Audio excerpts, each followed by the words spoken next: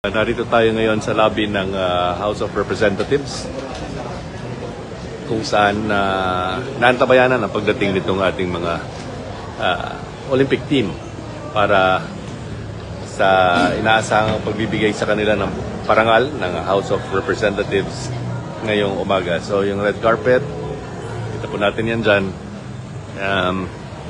Pasok po ito ng House sa likod po nung screen na yan kung saan pinapakita yung mga litrato ng ating mga nagwaging atleta. Yan na po yung house floor kung saan ginagawa yung plenary ng ating mababang kapulungan. So tayo naman ng mga taga-media abangayin dito dahil mula rito sa lobby ay tutungo sila sa chambers ni House Speaker Martin Romualdez para dun sila personal na mabigyan ng parangal nitong ating Speaker of the House. So, antabayan yung updates.